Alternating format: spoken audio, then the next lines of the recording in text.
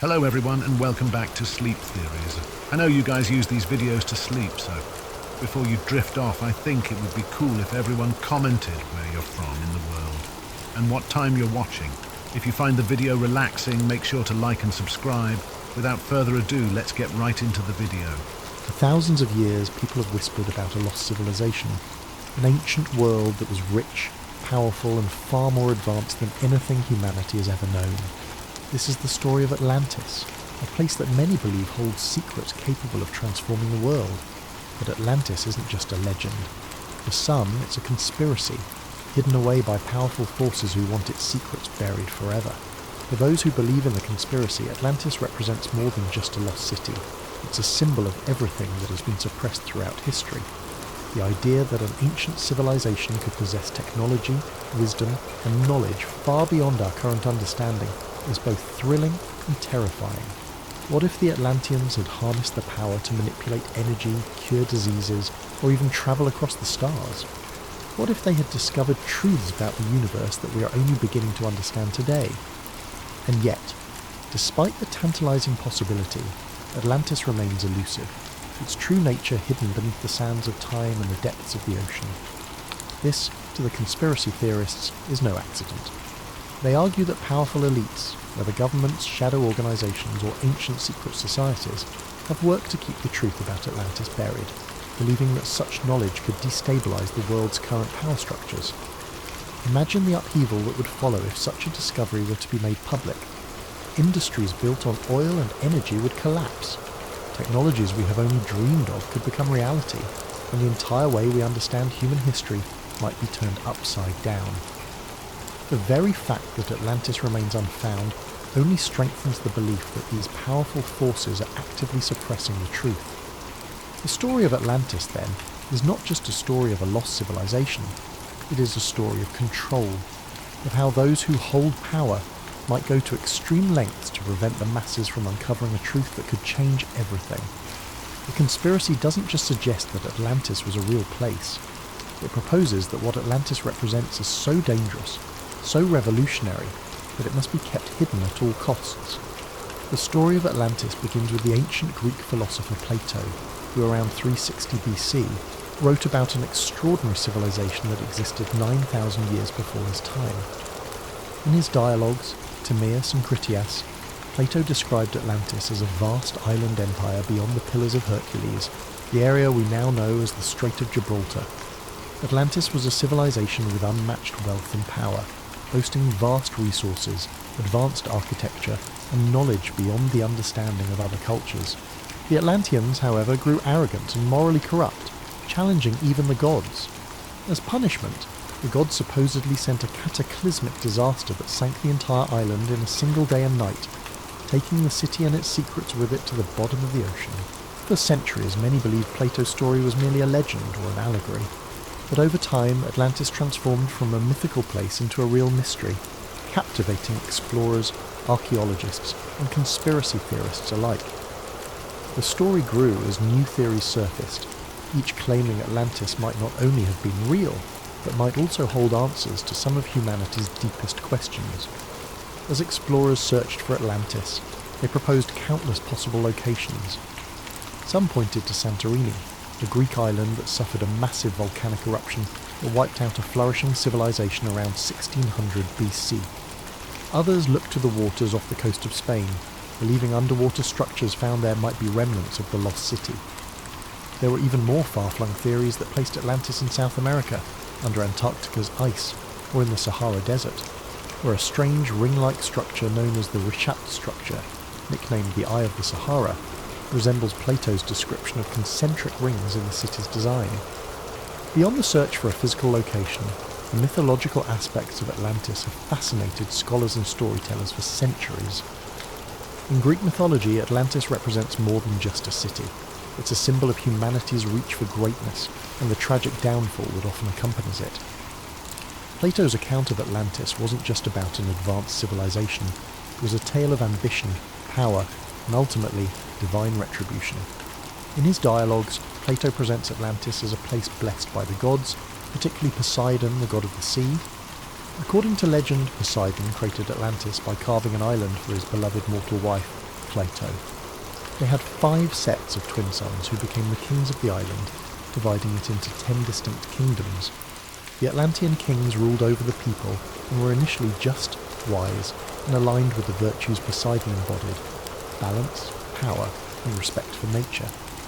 However, over generations, the Atlanteans began to drift from these virtues, becoming increasingly greedy, corrupt, and hungry for domination.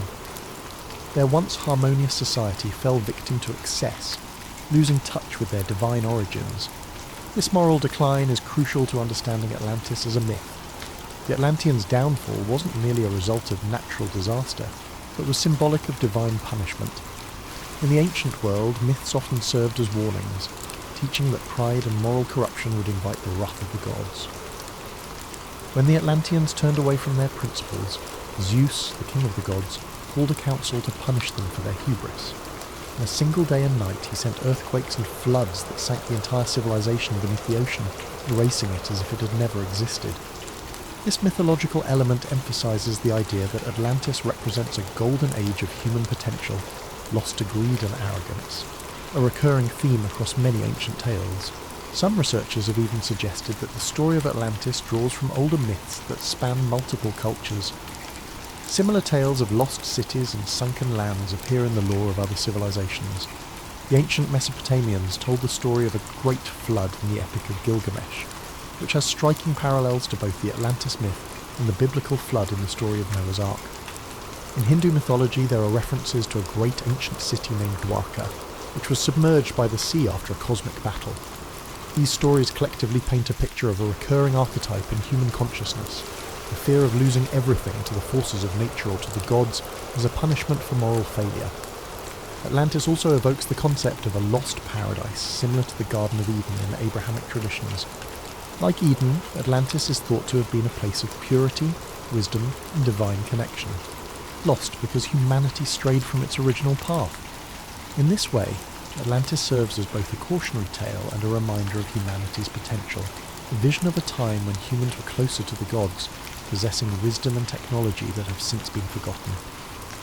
In esoteric traditions and mysticism, Atlantis has taken on an even deeper significance. Some mystics believe that Atlantis was not only advanced technologically, but also spiritually. The Atlanteans, according to these accounts, were highly enlightened beings who had mastered forms of energy and consciousness far beyond what we know today. Some stories describe the Atlanteans as being able to communicate telepathically, access different planes of existence, or even achieve physical immortality. In these mystical views, the fall of Atlantis wasn't just a loss of a city, but the loss of a spiritual and intellectual height that humanity has not yet regained. For many in modern times, Atlantis has come to represent an idealized utopian society, a lost civilization that embodied humanity's greatest strengths and fell to its greatest weaknesses. It is both a paradise lost and a cautionary tale, warning of the dangers that come with power, arrogance, and the abandonment of moral principles.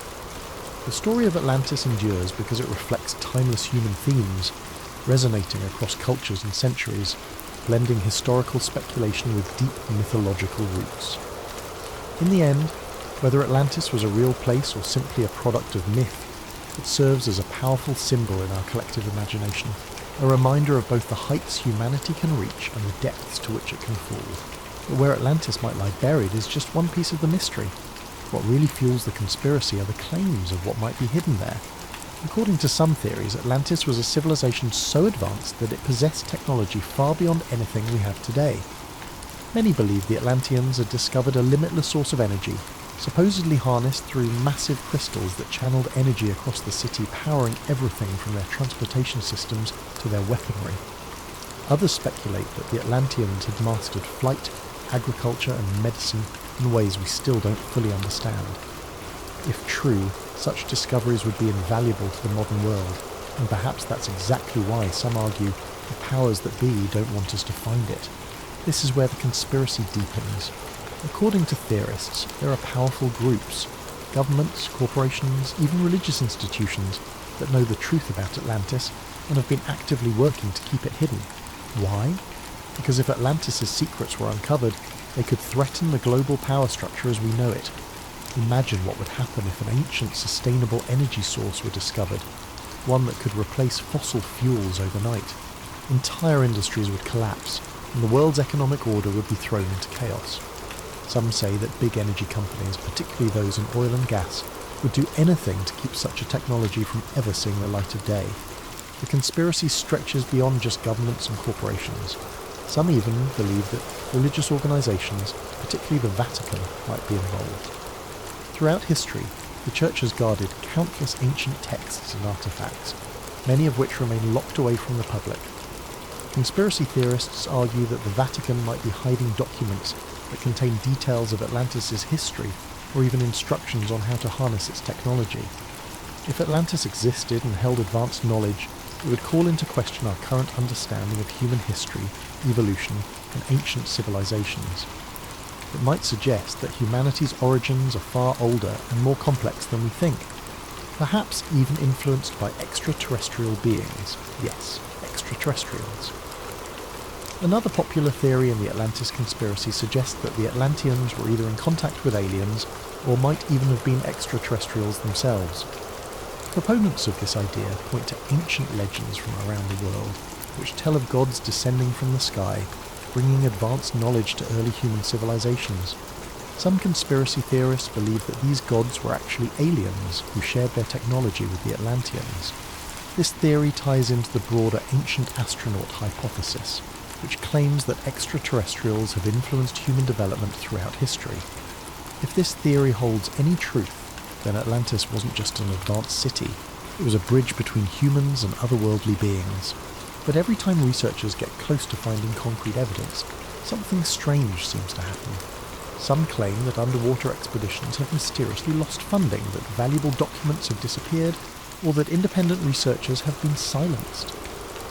There are rumours of researchers who came too close to finding Atlantis suddenly facing threats, lawsuits, or even accidents. To conspiracy theorists, these stories aren't coincidences. They're proof of a deliberate effort to bury the truth. And while no one has officially confirmed the existence of Atlantis, modern technology has fueled new searches. Satellite imagery, underwater drones, and ground-penetrating radar are revealing more about Earth's hidden landscapes than ever before. Some claim that ancient structures on the ocean floor could be remnants of Atlantis, though these findings remain unproven. Still, every new discovery seems to bring more questions than answers. So, was Atlantis a real place? An advanced civilization that perished overnight, taking secrets of unimaginable power to the ocean floor? Or is it simply a myth? A story crafted by Plato to warn of the dangers of pride and hubris? For those who believe in the conspiracy, Atlantis is more than a cautionary tale. It's a hidden chapter in human history, one that's been intentionally erased. And the fact that we haven't found it yet doesn't discourage them. It only deepens their conviction that powerful forces want to keep Atlantis' secrets buried forever. Whether Atlantis is waiting to be discovered under the waves or forever lost to history, its legend endures. And as long as there are those who believe in its secrets, the hunt for Atlantis and the conspiracy theories surrounding it will continue. But perhaps what keeps the legend of Atlantis alive isn't just the mystery of whether it existed, it's the tantalizing hope of what it represents. Atlantis stirs something deep in the human psyche, a fascination with lost knowledge, untapped potential, and the possibility of an ancient civilization whose achievements could still reshape our understanding of the world today. For believers, Atlantis is not just a piece of ancient history, but a blueprint for humanity's potential, a lost paradise that, if found, could open doors to discoveries beyond our wildest dreams. Some conspiracy theorists even suggest that Atlantis' secrets could include revolutionary technologies that we have yet to rediscover, like the ability to harness limitless energy, profound medical knowledge that could extend human life, and scientific principles that could explain phenomena still unexplored.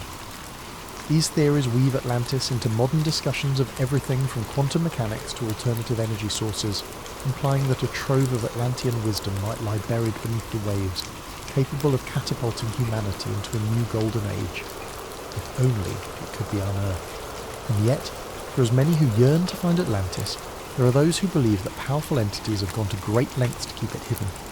They argue that governments, secret societies, and powerful corporations have suppressed evidence of Atlantis to maintain control. To these believers, it's no coincidence that promising discoveries vanish or that funding for Atlantis research is mysteriously pulled. They believe that a world order dependent on fossil fuels, financial hierarchies, and centralized power would have everything to lose if Atlantis, and the technologies it may have possessed, were ever uncovered. Even more mystically inclined theorists claim that Atlantis holds keys to spiritual truths and enlightenment, suggesting that the Atlanteans had access to higher levels of consciousness, or even contact with celestial beings. Some argue that Atlantis was a civilization that bridged humanity and the divine, with its knowledge guiding humans to higher planes of existence, until that knowledge was lost, either through human folly or deliberate erasure. For these believers, rediscovering Atlantis could mean reclaiming a path towards spiritual awakening, allowing humans to reconnect with an ancient divine understanding of the universe and our place within it. So as modern technology improves and underwater exploration pushes into new frontiers, the question remains, will we ever uncover the secrets of Atlantis? Is it possible that sonar scans or satellite imagery might someday reveal a submerged city, finally proving Atlantis was real? Or will it remain forever shrouded in mystery, protected by the ocean's depths and the weight of millennia? Perhaps it's this very elusiveness that keeps Atlantis alive in our imaginations. It's a riddle without an answer, a dream that remains tantalizingly out of reach. And as long as Atlantis remains unfound, its legend will continue to captivate, a story of both human aspiration and the dangers of ambition. So whether or not Atlantis truly lies beneath the waves, one thing is certain: as long as there are those who believe in its secrets, the hunt for Atlantis and the mysteries it promises will never end. Dr. Emily Carter stared out at the vast, unbroken horizon of the Nevada desert. The heat shimmered above the ground, a mirage of distortion that seemed to dance in the distance.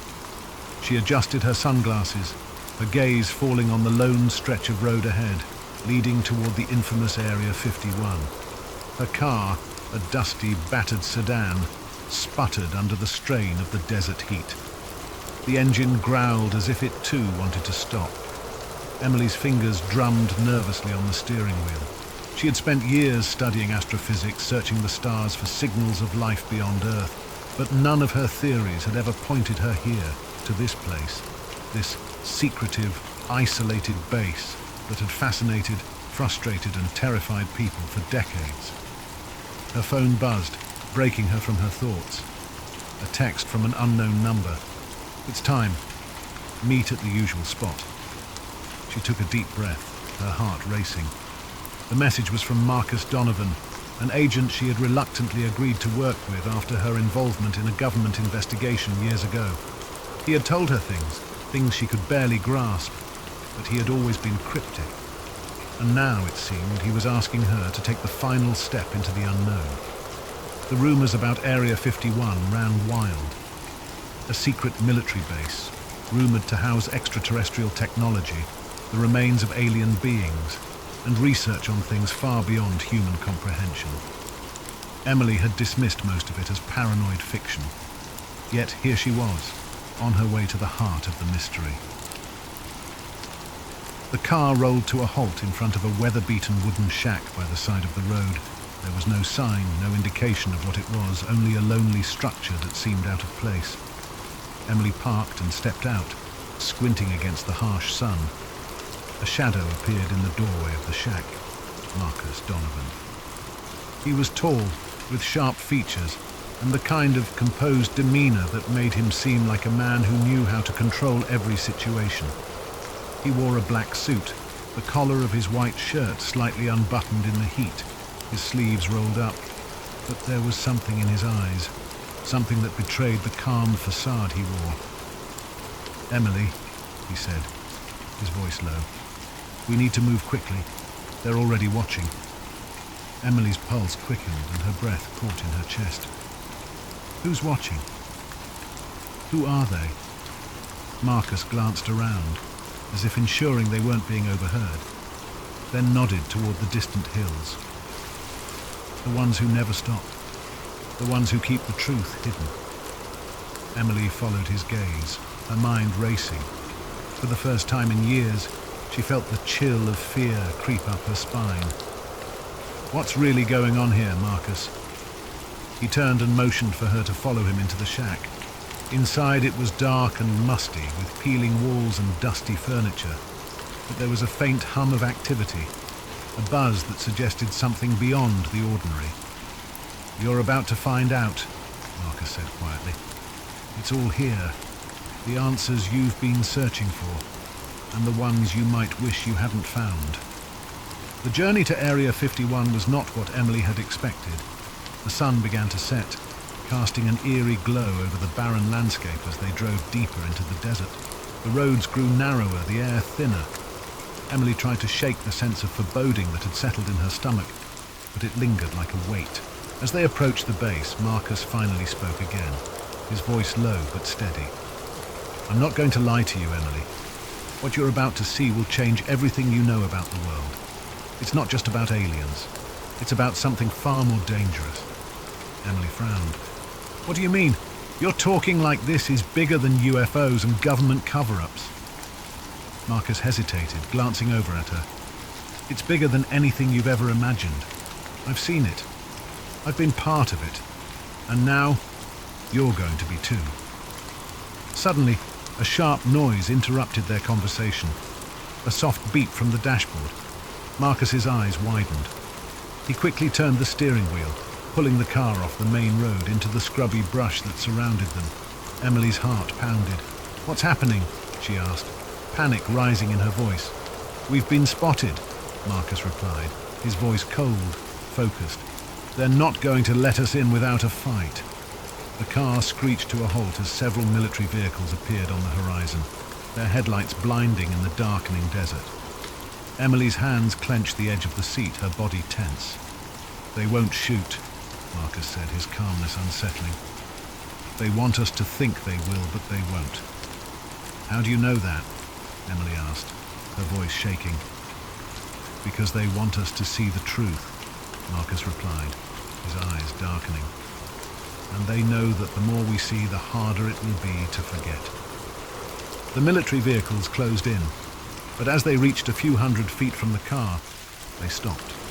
The silence that followed was suffocating, as if the desert itself had drawn a deep breath. Then a man stepped out of the lead vehicle, a figure clad in black, his face obscured by the shadows of his hat. Marcus turned to Emily, his expression unreadable. "It's time." As they approached the entrance to Area 51, the massive steel gates loomed before them, heavy and impenetrable. Guards stood at attention, their eyes scanning the desert with an eerie precision. But Marcus walked up to the gate without hesitation, his hand raised, signaling for the guards to let them through. Emily hesitated, her mind swirling with disbelief. She had read all the reports, heard the wild stories, but none of it had prepared her for the feeling of stepping into this forbidden zone. "What are we going to see in there?" she whispered. Marcus didn't answer immediately. Instead, he looked at her with a knowing expression. "What you see and what you learn will be more than you can handle, but you have to choose, Emily. If you walk through that door, you can't unsee what's inside." The gate creaked as it slowly swung open, revealing the darkened expanse of Area 51 beyond. The base seemed to stretch out forever, an isolated world tucked away in the heart of the desert. Bright floodlights illuminated the towering structures in the distance, casting long, sharp shadows across the ground. Despite the presence of armed guards and military vehicles, there was an unsettling stillness about the place. Marcus led Emily through the gate without a word, his expression unreadable. As they passed the first checkpoint, Emily's skin prickled.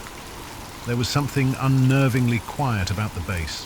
No sounds of machinery, no hum of activity, just an unnatural silence that pressed in on her from all sides. "Where is everyone?" Emily whispered. "The ones who matter are hidden," Marcus replied, his voice low. "The rest are expendable." They continued down a narrow, dimly lit road, the gravel crunching beneath their feet. As they approached a large metal door, it slid open with a mechanical hiss, revealing a small, sterile hallway. Emily's mind raced, her thoughts swirling with questions. Every step she took seemed heavier, the weight of the unknown pressing in on her chest. Inside, the air smelled faintly of antiseptic and ozone, and the walls were lined with cold, unforgiving metal. Marcus led her down another hallway, this one darker, the flickering lights casting long shadows. At the end of the hall was another door, this one far more secure, with biometric scanners and a series of codes required to unlock it. Marcus stood before the door, his hand hovering over the keypad. "This is it," he said, his voice betraying a hint of uncertainty. "Once we go through, there's no turning back." Emily didn't respond, her eyes fixed on the door.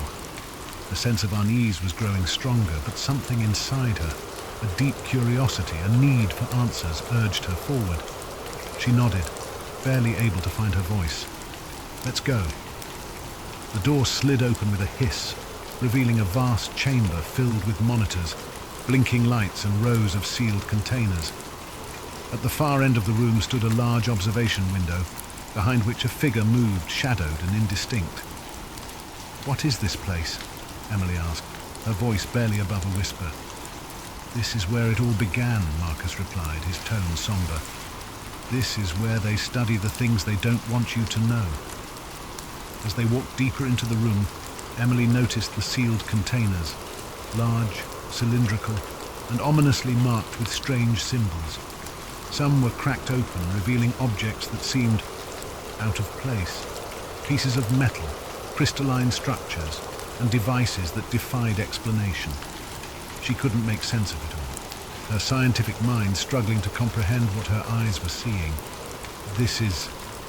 She swallowed hard. "This is impossible." Marcus stopped in front of one of the containers, his expression hardening. "That's what they want you to believe." Emily stepped closer, peering through the glass. Inside was a fragment of what looked like a craft, something clearly not of earthly origin. It was smooth and metallic, with an intricate, almost organic design. Her heart raced as she took in the sight. "What is that? Is that an alien ship?" Marcus nodded. "It's one of the many things we've recovered over the years. We've learned a lot from it. Too much, in fact, but not everything." Emily's eyes darted from one container to the next, her breath quickening. There were dozens of them, each holding something different. A piece of a body, a fragment of a ship, strange artifacts she couldn't begin to understand. But the one thing that stood out above all the others was the object in the center of the room. It was a cube. The cube was encased in a transparent airtight chamber, the surface of it glowing faintly with an otherworldly light. It seemed to hum, sending vibrations through the air. Emily felt an inexplicable pull toward it, a sense of wonder and dread intertwined. "Is that..." She couldn't finish the question. "That's the key," Marcus said, his voice quiet. "The one thing that can change everything." Emily stepped closer to the cube, her fingers itching to reach out, to touch it. But something stopped her. An unspoken warning in the air, a sense that even standing this close to it was dangerous. "What does it do?"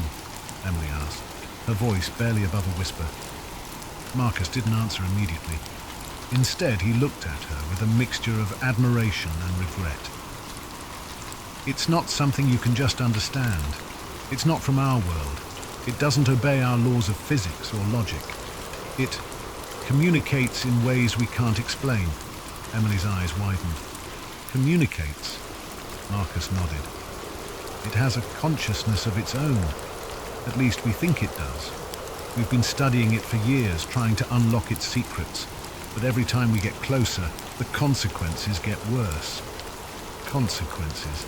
Emily asked, her heart pounding. "What kind of consequences?" Marcus hesitated, looking down at the floor. "The kind that make people disappear, the kind that change your perception of reality, and the kind that draw attention we don't want." Before Emily could respond, a loud alarm suddenly blared through the facility, its shrill sound cutting through the tense silence. Red lights flashed, casting an eerie glow over the room. Marcus's face turned pale, and he grabbed Emily's arm, pulling her toward the door. "They found us," he said, urgency creeping into his voice. "We need to go now." "What's happening?" Emily demanded, struggling to keep pace as Marcus pulled her down the hallway. "There's no time to explain. Marcus replied, his voice tight. "They know we're here. They're going to shut everything down." As they ran through the labyrinth of hallways, the sound of footsteps echoed behind them, heavy, deliberate, and closing in fast.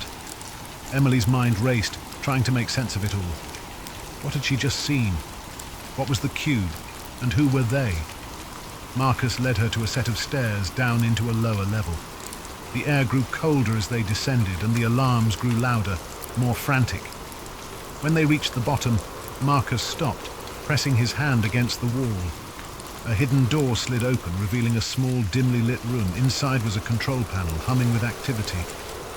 "This is it," Marcus said, his voice steady but with a touch of finality.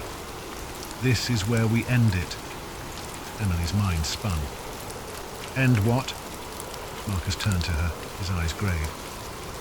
"The conspiracy, the cover-up, everything. You've seen the truth, Emily. But now you have to decide whether you want to expose it to the world or let it stay hidden forever." Emily stood frozen, the weight of the decision pressing down on her. The secrets of Area 51, the cube, the aliens. It was all too much. But now she had the power to change everything. The room was thick with tension. The hum of the control panel, a constant reminder of the gravity of the situation.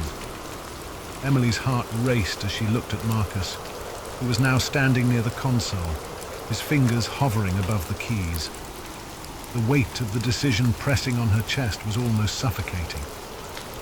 "Do you understand what this means, Emily?" Marcus asked quietly, not looking at her. "If you expose this, there's no going back.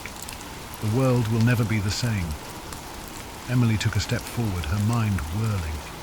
The images from the observation room, alien bodies, strange artifacts, and the glowing cube were burned into her memory. It was all real.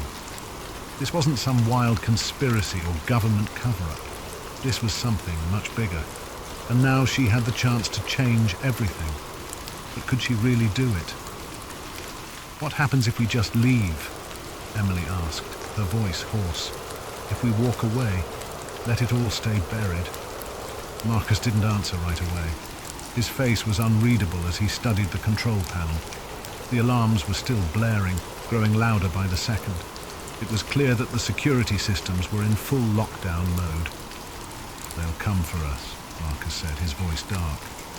"But if we leave, we're just another pair of bodies they'll bury to protect their secret. And nothing will change. The world will go on, blind to what's really out there." Emily's breath caught in her throat. She knew he was right. Every conspiracy she had studied, every whisper of government cover-ups, every wild claim about extraterrestrial life, it all pointed to this moment. The truth was out there, and she had the power to bring it to light. "Do you want to know what they really fear, Emily?" Marcus continued, his tone grim. "It's not just the public finding out about the aliens. It's what happens when the world finally knows. People won't just accept it. They'll demand answers, and those answers will shatter everything. The economy, governments, religions, everything people think they know will be called into question. That's why they've kept it hidden for so long." Emily took a deep breath. The thought of the chaos that would follow a revelation of such magnitude was terrifying. But it also felt like a weight had been lifted from her shoulders. The truth had to come out. People deserved to know. But the cube. Her eyes darted to the chamber across the room, still glowing faintly. She remembered the hum, the strange pull it had on her, as if it were calling to her, asking her to understand. There was more to this than just aliens or technology. There was something else, something deeper. She stepped toward the control panel, her hand shaking as she reached out to Marcus. "What happens if I activate it? The cube, I mean. What does it do?" Marcus's face paled slightly, and for the first time Emily saw a flicker of fear in his eyes. "I don't know. We've tried to interact with it, tried to learn from it, but it doesn't work the way anything else does. It's not just a piece of technology. It's alive. It reacts to human presence, to thought. Some of us believe it might even be a kind of gateway, or perhaps a communication device. but activating it could have consequences we can't predict. It might expose us to things we're not ready for. Emily hesitated, her fingers hovering just above the control panel. She thought about the decades of silence, the secrecy, the lives that had been lost to protect whatever was inside this base. "Then we need to find out," she said, her voice steady. "We can't leave here without understanding what it really is." Marcus didn't argue. Instead, he stepped back, giving her space. "You're right, but you have to make sure you're ready for what's coming. Whatever happens, you can't undo it." Emily nodded, steeling herself for what was ahead. She took a deep breath and pressed the button. The room shook. At first it was a subtle vibration beneath her feet, like a low-frequency hum running through the walls, but then it intensified, the floor trembling as if the entire building was being affected by something far beyond human comprehension. The cube's glow grew brighter, pulsing in rhythm with the vibrations. The air around them seemed to thicken, distorting in the unnatural light. Emily's skin tingled, as though the very atmosphere had changed. "What's happening?" Emily asked, her voice rising in panic. "Is this supposed to happen?" "I don't know," Marcus shouted over the noise. "Get away from it!" But it was too late. The light from the cube suddenly exploded outward in a blinding flash, engulfing the entire room. Emily threw up her arm instinctively, shielding her eyes from the intensity of the light. The sound was deafening, like the roar of 1,000 voices, all speaking in unison. And then everything went still. The silence was absolute. Emily opened her eyes slowly, cautiously. The room around her was exactly the same, except for one thing. The walls, the ceiling, the floor, they all seemed to shimmer, as if reality itself had been altered. The faint hum that had filled the room was now gone. In its place was an eerie stillness. Marcus was standing next to her, his face pale, his eyes wide with disbelief. What just happened?" Emily whispered. I don't know," Marcus muttered, his voice shaky. "But we've activated something we weren't supposed to." Suddenly the control panel lit up, displaying a series of strange alien symbols. The screen flickered as though something was trying to communicate with them, something beyond human understanding. Marcus took a step back, his face hardening. "This isn't good. We need to leave. Now." Before they could react, the door to the room slammed open and armed guards rushed in, their weapons raised. They were followed by several men in suits, high-ranking officials from the government. "Dr. Carter," one of the suited men said, his voice cold, his face expressionless. "We were hoping you'd cooperate, but it seems you've already made your choice." Emily's heart sank. She had hoped they might still have a chance to control the situation, to get the truth out to the world. But now, it was clear that there would be no easy way out. "You'll come with us," the man continued, his voice turning icy. "You've seen too much, and now you'll never leave." Marcus took a step forward, his hand subtly resting on the weapon at his side. But before he could say anything, Emily spoke, her voice firm. "Number, I'm not going anywhere." The officials exchanged glances. There was a shift in the air, a palpable tension that hung over the room. Emily didn't know what they would do next, but she knew one thing. She wasn't going to let them erase everything she had just uncovered. The truth was out there, and no matter the cost, she would make sure the world knew it. The air in the room was thick with tension, a quiet, simmering threat hanging over every word. Emily's mind raced, her thoughts darting from one possibility to the next. The glowing cube hummed softly, as though it was still alive, still reaching for something, or someone. Her heart pounded in her chest, the weight of her choices sinking in. The government was here, and they weren't going to let her go easily. The suited man who had spoken before stepped forward, his cold eyes locking onto hers. He was tall, with dark, slicked-back hair and a face that betrayed no emotion. Behind him, the guards held their weapons at the ready, their fingers twitching toward the triggers. "Oh, don't know what you're dealing with, Dr. Carter," the man said, his voice smooth yet filled with an unspoken threat. You've activated something you cannot control, something that was never meant to be touched by human hands. Emily stood her ground, her mind spinning, but her resolve hardening with every passing second. What is it? What is the cube? What does it do? The man's lips curled into a thin, humorless smile. You wouldn't understand. No one could.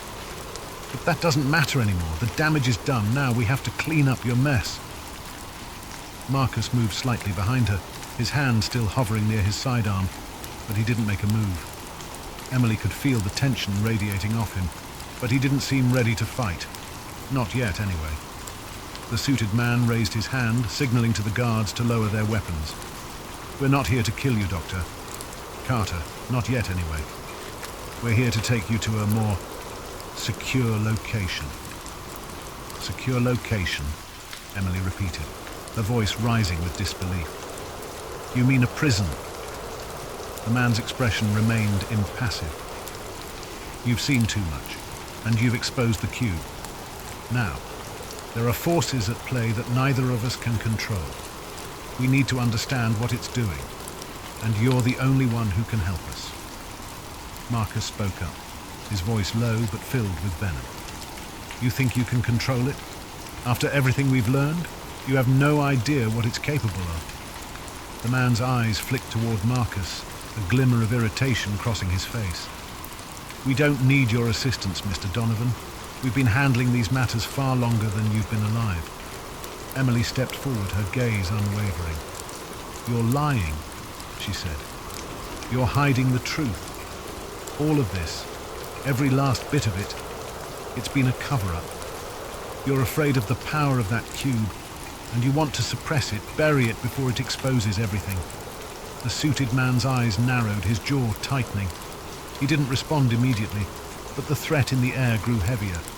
The guards behind him shifted their weight, clearly prepared for whatever action might come next. That's enough, the man finally said. We'll be taking you to the holding facility now. Any resistance and we won't hesitate. Emily's heart raced. She knew she couldn't let them take her.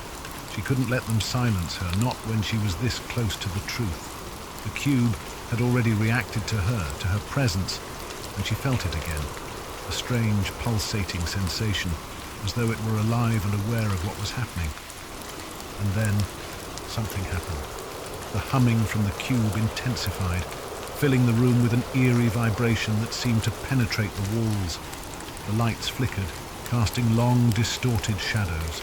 The air grew thick and heavy, as though something else was trying to break through, to enter this space from somewhere beyond. One of the guards stepped forward, raising his weapon. What the hell is happening? The suited man's eyes widened, his hand flying to his earpiece. We're not alone, he said, his voice suddenly tense. Before anyone could react, a strange noise filled the room, a low, guttural sound, like a hum mixed with a distant roar. The walls seemed to ripple, warping in a way that defied logic. And then, in the blink of an eye, the air shifted.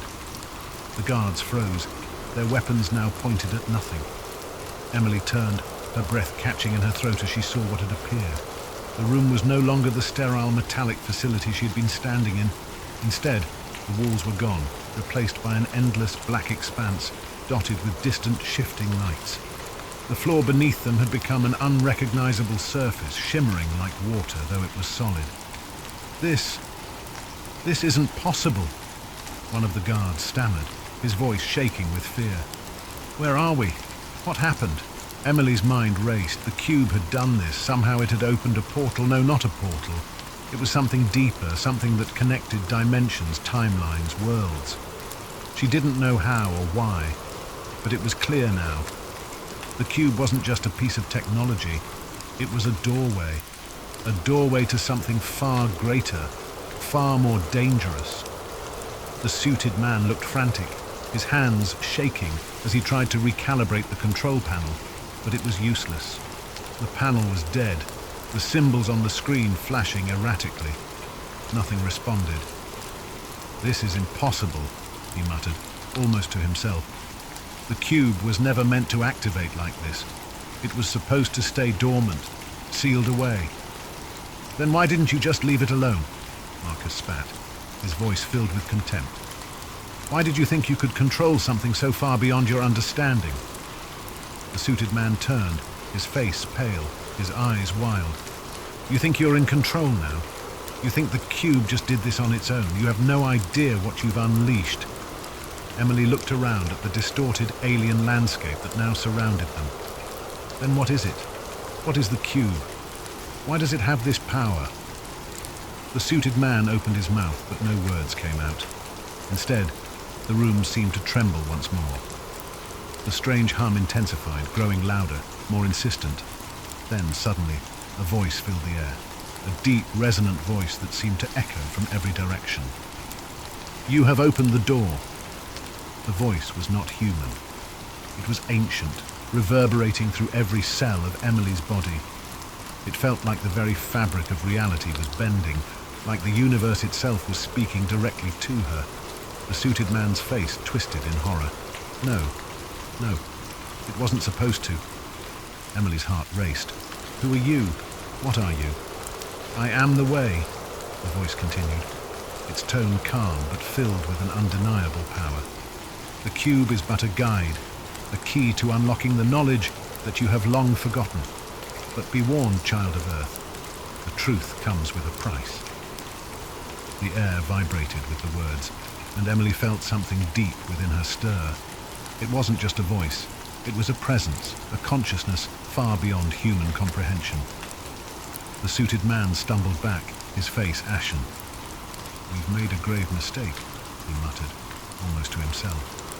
Emily turned to Marcus, her mind still racing. This is it. This is what they were hiding. Marcus's gaze was steady, but there was fear in his eyes. This is just the beginning. The deep voice continued to reverberate through the air, filling every corner of the strange, distorted room. The ground beneath them shimmered like liquid glass, reflecting fragmented images of alien worlds, distant stars, and technologies far beyond human comprehension. The suited man's face twisted in terror, his hands shaking as he grasped for the control panel that no longer worked. I told you, he gasped, his voice trembling. This was never supposed to happen. Emily turned to Marcus, her mind racing, her body humming with the energy that filled the room. The cube, now pulsating at the center of it all, had opened a doorway to something incomprehensible, a force that none of them were prepared for. But now the truth was undeniable. The government had been hiding something far more dangerous than they'd ever let on. We have to stop it, Emily said, her voice low, steady. Whatever it is, it can't be allowed to go further. Marcus looked at her, his expression serious. Stopping it won't be easy. The cube didn't just open a door. It's connected us to something much older than this planet. We've awakened something, and it doesn't want to go back to sleep. Before Emily could respond, the voice spoke again, louder, more commanding. The time of secrets has ended. The gate is open, and the old ones shall return. The air seemed to crackle with energy, and a deep, unsettling hum vibrated through the room as the ground beneath them began to tremble. The once solid walls now seemed to ripple, as though reality itself was beginning to fold in on itself. Emily felt a pull, something powerful, something ancient. She could sense it in the very air she breathed. The cube had unlocked something far greater than just knowledge. It had called forth an ancient force, a cosmic intelligence that had watched over the universe for millennia. What are the old ones? Emily whispered, her voice thick with awe and fear. The voice answered, but this time it seemed to come from within her own mind. The old ones are the guardians of the universal truth. We watched as your species took its first steps into the stars, and now we return to guide you. The choice is yours to join us in the rebirth of a new era, or to perish in the echoes of your own ignorance. The ground continued to shake, and Emily could feel the weight of the decision pressing on her. The truth was there waiting to be revealed, a truth that could change everything about how humanity viewed its place in the universe. The power of the cube, the presence of the old ones, it was all connected, but at what cost? The suited man, now visibly broken, collapsed to his knees. No, we didn't understand, he sobbed. We never knew what it would truly mean. We thought we could control it. The cube's light grew even brighter, and Emily knew time was running out. She turned to Marcus, who had remained eerily calm despite the chaos. Marcus, we have to make a decision. Right now, she said, her voice steady despite the fear gnawing at her. The truth is here, but do we expose it? Do we let the world know what's really out there? Marcus stared at the cube, his face shadowed with the weight of the moment. We can't unsee it, he said softly. The truth is already out there, Emily. But whether the world is ready for it, that's another question. The ground trembled again, and the voice spoke once more urgent this time. The gateway is closing. The choice must be made now. Emily took a deep breath, her hands shaking. She knew what had to be done. The world couldn't stay in the dark forever. Humanity needed to understand its place in the grand scheme of things, even if it meant the collapse of everything they knew. She stepped forward, closer to the cube, feeling its energy surge through her. We have to reveal it, she said firmly. We can't let them hide it anymore.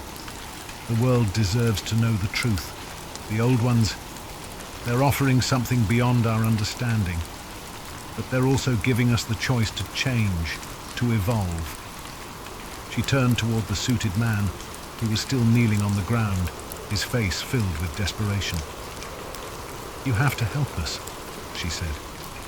The world is about to change, and you can't stop it. All you can do now is help us share it. The man looked up, his face filled with a mixture of fear, regret, and awe. He knew the truth now, and there was no turning back. But as Emily moved to activate the final sequence, the cube pulsed once more, its energy crackling violently. She hesitated, sensing something was wrong. A loud, screeching noise filled the room, followed by a flash of light that blinded them all. When the light finally faded, everything was still. The room was back to its original state. Its walls, floors, and lights were all exactly as they had been when they first entered. But something had changed. The energy in the air felt different, heavier, charged with a sense of finality. Marcus stepped forward, glancing around. What just happened? Where did it go? Emily felt a cold shiver run down her spine. The cube was gone, and in its place, there was a single, simple message on the control panel. The truth has been set in motion. There is no going back. The voice of the old ones had fallen silent, but its presence still lingered in the air, as though they were watching, waiting. Emily knew that whatever happened next, the world would never be the same. The truth about the cube, about the forces beyond their comprehension, had been set in motion. Humanity was on the cusp of something far greater than they could have ever imagined, but the price had already been paid, and now the future would unfold, whether they were ready for it or not. Ethan didn't remember a time in his life when he didn't feel out of place. Growing up, he was the quiet kid, the one who sat in the corner of the classroom with his nose buried in a book or staring out the window, wondering if there was something more beyond the confines of the world he knew. While his friends grew excited about parties, clubs, and futures mapped out in clean, predictable lines, Ethan felt only a creeping dread, an unshakable feeling that something was missing.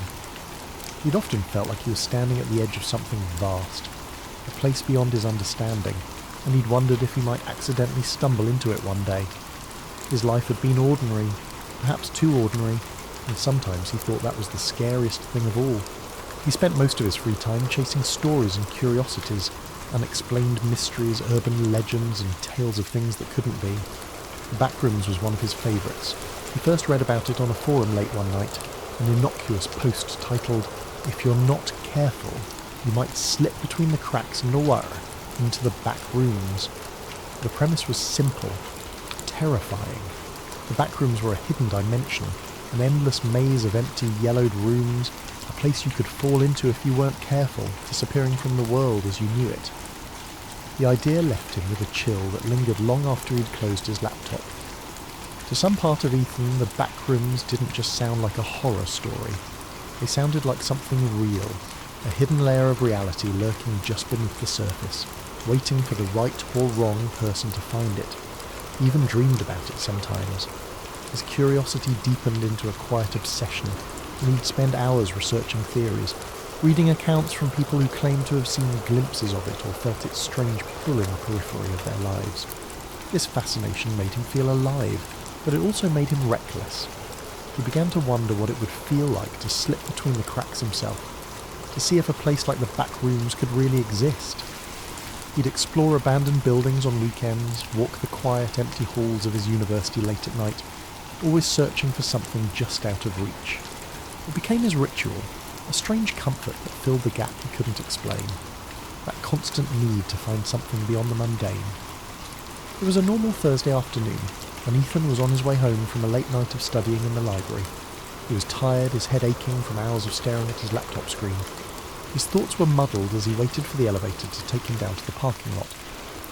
When the doors finally slid open, he stepped inside, pressed the button for the ground floor and closed his eyes, leaning against the wall for a moment. That was when it happened. With a sharp jolt, the elevator stopped, sending a shock through Ethan's body and jolting him upright. He opened his eyes, blinking in confusion, but there were no lights, no numbers indicating what floor he was on. Only a dim, sickly yellow glow filtered through the tiny window in the elevator door. Confused, he pressed the door open button, hoping to see something familiar. The doors shuddered open with a creak, revealing a room, not the parking lot, not even the dimly lit hallway of his university building. Just an empty room with faded, peeling wallpaper and harsh fluorescent lights buzzing overhead. Ethan hesitated, peering out into the strange expanse. The wallpaper was an ugly, sickly yellow, dotted with tiny, unrecognisable stains, and the floor was covered in cheap industrial-grade carpet that looked damp in places. The hum of the lights seemed louder out here, a grating drone that wormed its way into his skull. He felt his stomach churn, a deep primal unease settling over him. Taking a deep breath, he stepped out of the elevator. The doors closed behind him with a loud clang, but when he turned around, the elevator was gone. Nothing but an empty wall stood where it had been. Panic started to creep in as he took a step back, then another. This can't be real, he whispered to himself. His voice sounded strange, swallowed by the space around him. He turned, looking around, but all he could see was a vast stretch of identical yellow-tinted rooms. There was no end in sight, only more walls, more corners leading into more of the same. He tried calling out, his voice echoing faintly, swallowed by the relentless hum of the lights. "Hello? Is anyone here?" Silence answered him, thick and oppressive. With no other option, he started to walk, hoping that if he went far enough, he'd find an exit, or at least someone who could explain this bizarre place. His footsteps were muffled by the carpet, and the further he walked, the more the rooms seemed to blend together. Every corner, every turn looked exactly the same, an endless maze of empty, deserted spaces. After what felt like hours of wandering, Ethan's initial fear dulled into a kind of numb desperation. He began to feel disoriented, the sameness of the place eating away at his sense of time and direction. His throat felt dry, and he realised he hadn't seen any signs of water, food, or even another living soul. Just endless rooms and the nauseating stench of stale air. Then he saw it. A shadow, flickering just beyond the edge of his vision, barely noticeable against the yellow walls. He froze, his heart pounding. The shadow was moving. "Hello," he called out again, his voice cracking. "Is someone there?" The shadow darted out of view, slipping around a corner before he could get a good look at it. His instinct was to run, to get as far away from that shadow as possible, but something compelled him forward. A morbid curiosity mingled with the faint hope of finding another human being in this nightmare. He crept forward, rounding the corner, but the shadow was gone. He continued down the hallway, the humming lights above creating a strange hypnotic rhythm that made his thoughts feel hazy and slow. Just as he was about to turn back, he heard a sound. It was faint, almost like a soft shuffling, as if something was dragging across the carpet. He held his breath, his heart hammering as he strained to hear. The sound grew louder, closer, until he could make out a strange, uneven rhythm, as though whatever was moving didn't have the same number of limbs as he did. He turned to face the direction of the noise, his eyes wide with terror. Emerging from around a corner was a figure, tall and impossibly thin, with limbs that seemed too long, too stretched, as though they'd been pulled like taffy. Its skin was pale, almost translucent, and its eyes were wide and empty, two hollow sockets that seemed to drink in the dim light around them. Its mouth stretched into a grotesque, gaping grin, filled with rows of needle-like teeth. Ethan stumbled back, his hand flying to his mouth to stifle a scream. The creature tilted its head, studying him with an unnervingly calm curiosity, as if it were examining a particularly interesting bug. Then, slowly, it began to move forward, each step deliberate and unnatural, its joints bending at impossible angles. Paralysed by fear, Ethan's mind screamed at him to run, but his legs felt like lead.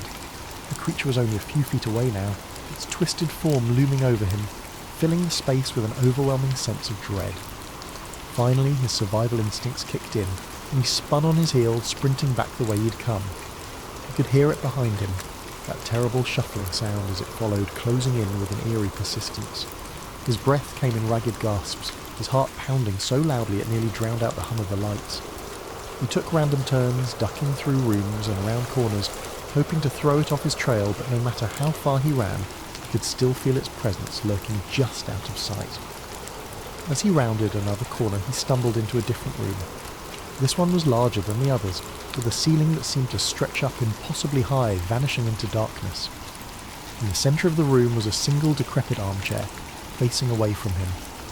He was too tired to question it, his legs shaking as he collapsed against the wall, breathing heavily. For a moment he allowed himself to hope that he had finally lost the creature. But then a voice, a low, raspy whisper, filled the room, coming from somewhere near the armchair. "Why, did you come here?" Ethan's heart skipped a beat. The voice was quiet, almost gentle, but there was something sinister lurking beneath it, a malevolent edge that made his skin crawl. I don't know how I got here," he managed to stammer, his voice barely a whisper. The armchair creaked, as if someone were shifting in it, though he still couldn't see who or what was sitting there. "No one comes here by accident," the voice replied, a hint of amusement in its tone. "You wanted to be here. You're one of us now." Ethan shook his head, panic rising in his throat. "I don't belong here. I didn't mean to come here." The chair creaked again, and Ethan could feel the thing in it watching him, though he couldn't see its face. The oppressive silence seemed to press in on him, as if the walls themselves were leaning closer, eager to hear what he had to say. "You belong here now," the voice continued, a strange warmth in its tone, like a parent soothing the frightened child. "The back rooms have chosen you. There's no way out." As the word sank in, Ethan felt a cold, hollow emptiness fill his chest. He wanted to scream, to run, but he was too exhausted, too drained by the endless maze of rooms and the oppressive hum of the lights. He sank to his knees, his mind racing, searching for some semblance of hope, some way to escape this nightmare. But deep down, he knew the truth. There was no way out. The back rooms were endless, a labyrinth of yellow walls and flickering lights, stretching on forever, trapping him in their suffocating embrace. The thing in the armchair chuckled softly, a sound that echoed off the walls, filling the room with a dark, mocking joy. "Welcome home, Ethan," it whispered. And as the lights flickered above him, casting long shadows that seemed to close in from every corner, Ethan felt himself slipping away, the last fragments of his sanity dissolving into the hum of the fluorescent lights. He was home. After his harrowing escape from the back rooms, Ethan struggled to return to his normal life. He tried to convince himself that it had been a nightmare, the result of exhaustion and a wandering mind. But deep down, he knew the truth. He'd been there, in that endless maze of yellow rooms, the echoing hum of fluorescent lights buzzing in his ears, the creature with the impossibly long limbs hunting him through every corner and corridor. He'd only narrowly escaped, stumbling back through an elevator that had seemed to appear out of nowhere and waking up in the real world as though nothing had happened. Weeks passed, but the back rooms haunted him. He saw glimpses of it in reflections, in dark corners, even in the university hallways that had once seemed so ordinary. He developed a hyper-awareness, a dread that every corner he turned would lead him back into that yellow, buzzing nightmare. His friends noticed his anxiety, his sleeplessness, but he couldn't bring himself to tell anyone. How could he explain something so surreal, something he could hardly believe himself? He was sure it would get better with time, but his dreams betrayed him. Almost every night he would return to the back rooms in his sleep. He would wander through its endless corridors, its stale, musty air thickening with every breath. No matter how he tried to direct his dream, no matter how aware he became, he was always drawn deeper into the maze. And in every dream the creature was there, lurking in the shadows, watching him with those empty eyes, that horrible grin. One night Ethan jolted awake, sweat pouring down his face, the hum of the fluorescent lights still ringing in his ears. His pulse pounded as he sat in the darkness of his room, clutching his bedsheets. It was a nightmare, just a nightmare, he told himself over and over. But the line between waking and sleeping was blurring, and he began to feel as though the back rooms were calling to him, beckoning him back. Despite his growing fear, something within him stirred, a curiosity, or perhaps a sick obsession. The fear of returning to the back rooms was tempered by an undeniable pull, a whisper that told him he hadn't yet seen everything there. He was certain it would swallow him whole if he went back, but some part of him felt he had to know the truth of what lay beyond those endless yellow rooms. The uncertainty gnawed at him, tugging at the back of his mind until he could think of little else. One Friday night, after another sleepless week, he gave in. It was as though he were possessed, acting on some deep unspoken impulse. He found himself back in the library, a little past midnight, with nothing but the quiet hum of the building to keep him company. He rode the same elevator he'd taken the last time, pressing the ground floor button, feeling the jolt as the elevator began its descent. But this time, there was no jolt to stop him. The elevator smoothly reached the ground floor, and the doors slid open to reveal the quiet university lobby. Disappointed and relieved in equal measure, he let out a shaky laugh. He'd been foolish, he thought, to believe the back rooms could be summoned by something so simple. As he stepped out of the elevator, he froze. The lobby looked different. The lights were dimmer, the walls slightly yellowed, and an odd damp smell hung in the air. Slowly, his heart sinking, he turned to look behind him. The elevator doors were still open, but there was no lobby beyond them. Only the familiar yellow-tinted wallpaper, the buzz of the fluorescent lights, and that endless carpeted expanse stretching into oblivion. Ethan felt a wave of nausea wash over him. He was back. Taking a deep breath, he steeled himself. This time, he wouldn't panic. He would stay calm, map out a path, and find his way out. He'd done it once, and he could do it again. But as he started to walk, he noticed subtle differences. The rooms felt darker, the smell stronger, almost like mildew mixed with something metallic. And the buzzing was louder, a harsh, grating sound that rattled in his skull. He wandered through the hallways, taking mental notes of every turn, every detail he could remember. But the back rooms seemed to shift around him, subtly changing with each step, making it impossible to find his way back. And soon enough, he began to hear the faint, shuffling footsteps he dreaded. The creature was here again. Ethan quickened his pace, his heart pounding. The footsteps followed him, echoing in sync with his own. He glanced over his shoulder, catching a glimpse of its grotesque, elongated form rounding a corner, moving with a horrible, jerking grace. He forced himself to keep calm, his mind racing as he tried to think of a way to escape. Room after room he searched for a way out, for any clue that could guide him. But the rooms seemed different this time, as if they were trying to trap him. The walls seemed to close in on him, narrowing with every turn, the air growing thick and stagnant. The creature's footsteps grew louder, closer, and Ethan knew he couldn't keep running forever. Finally, he stumbled into a room that looked different. A wide, empty space with a single door at the far end, something he hadn't seen before.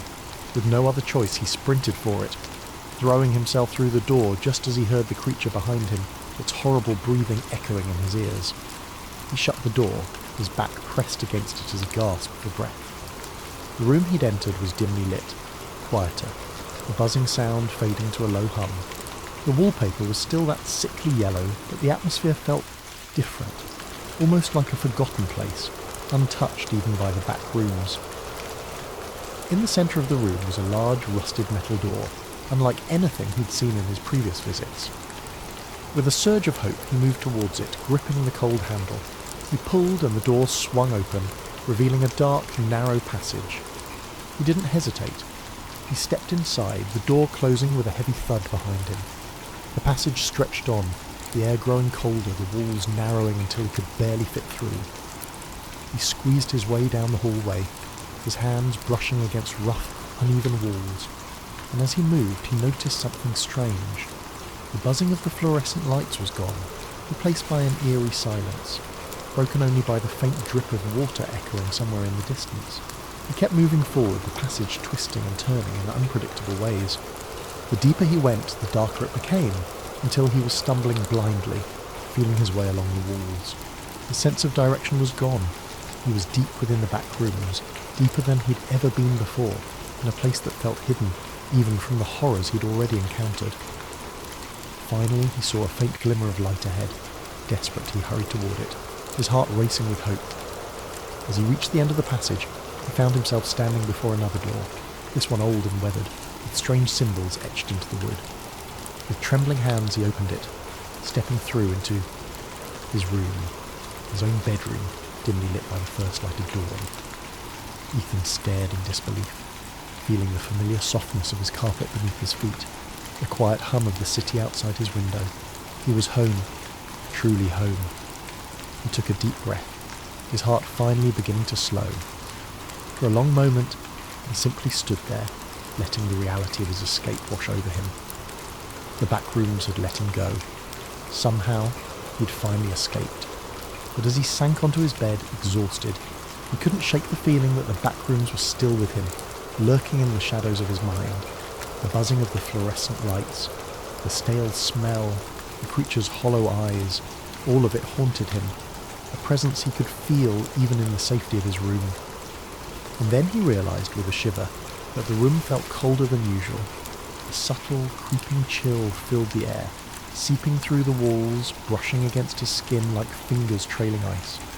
His breath fogged in the dim light, something that had never happened before in his cosy apartment. It was as though the warmth and safety he'd known here had been drained, replaced with the oppressive, stagnant atmosphere he'd left behind. Ethan sat up, glancing around. Everything looked normal. The posters on his walls, his desk cluttered with notes, the blanket he'd thrown carelessly to the side. But the silence was deafening. Outside his window, the familiar city sounds were gone, replaced by a dead, heavy stillness. He reached for his phone to check the time, but the screen remained blank, lifeless. His heart began to race as he tapped the screen over and over, but the device was unresponsive, a dark mirror reflecting his own fearful expression. Slowly, he became aware of a faint, almost imperceptible sound, a noise he'd tried so hard to forget. The low, ominous hum of fluorescent lights. It was faint at first, a murmur on the edge of his hearing, but as he listened it grew louder, filling the room with that same mind-numbing buzz. Ethan stood up, gripping his bedpost for support as he scanned his surroundings. The walls of his room seemed to shift subtly, the wallpaper taking on a yellow tint, faded and stained, as if something had leached the colour out of it. The air thickened, that familiar smell of mildew creeping in, the metallic tang that clung to his senses. His stomach twisted with a dawning, sick realisation. "No," he whispered, his voice trembling. "No, I got out. But the room only continued to change, morphing around him. His bed stretched longer, the carpet rippled into endless patches, the door faded from view, leaving nothing but an expanse of yellowed walls and buzzing lights. The familiar furnishings of his room vanished entirely, swallowed by the sickly expanse. As he backed up, his foot collided with something soft yet solid, a familiar thick patch of carpet. His heart dropped, and he turned, dread curling in his stomach. The backrooms had found him again, and this time, he feared, it would never let him go.